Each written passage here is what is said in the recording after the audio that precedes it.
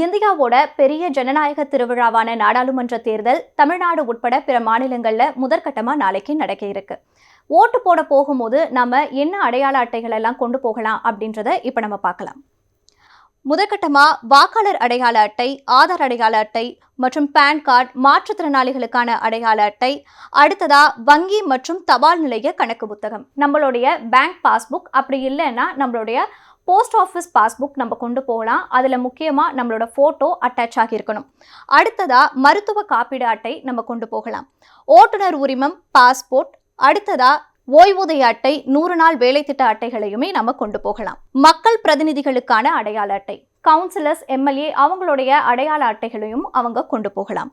அரசு ஊழியர்களுக்கான அடையாள அட்டை மற்றும் ஸ்மார்ட் கார்டு, நம்ம ஸ்மார்ட் கார்டையும் கொண்டு போகலாம். இப்போ இதில் 13 அடையாள அட்டைகளை நம்ம குறிப்பிட்டிருக்கோம். இந்த 13 அடையாள அட்டைகள்ல இருந்து நம்ம எதனா ஓட்டு போடுறதுக்கு ஒன்று எடுத்துட்டு போனாலே போதும். முக்கியமாக அது கூட நம்மளுடைய பூத் ஸ்லிப்பை கொண்டு போகணும். நம்மளுடைய வாக்கு சரியாதான் செலுத்தப்பட்டுச்சா அப்படின்னு நம்ம எப்படி செக் பண்ணிக்கலாம் அப்படின்னு பார்த்தீங்கன்னா, முதல்ல நம்ம வாக்களிச்சதுமே நம்மளுக்கு பீப் சவுண்ட் ஒன்று கேட்கும். அந்த பீப் சவுண்ட் கேட்ட பிறகுதான் நம்மளுடைய வாக்கு போய் கரெக்டாக விழுந்திருக்கு அப்படின்னு அர்த்தம். அது மட்டும் இல்லாமல் பக்கத்திலேயே விவிபேட் இயந்திரம் அப்படின்னு ஒன்று இருக்கும். அந்த விவிபேட் இயந்திரம் மூலயமா நம்ம நினைச்ச வேட்பாளருக்கு தான் நம்ம ஓட் போய் விழுந்திருக்கா அதில் செக் பண்ணிக்கலாம். அந்த விவிபேட் இயந்திரத்தில் கரெக்டாக 7 வினாடிகளுக்கு அந்த வேட்பாளருடைய பெயரும் அந்த சின்னமும் அதில் பிரதிபலிப்பாகும். அது மூலயமா நம்ம செக் பண்ணிக்கலாம். இன்கேஸ் அதில் வேற ஒரு வேட்பாளருடைய பெயரோ சின்னமோ இடம் பெற்றிருந்தா அந்த பூத்தில் இருக்க தலைமை அதிகாரி கிட்ட போயிட்டு நம்ம கம்ப்ளைண்ட் ரைஸ் பண்ணலாம். அதுக்கு நமக்கு முழுமுதற் உரிமைகள் இருக்கு.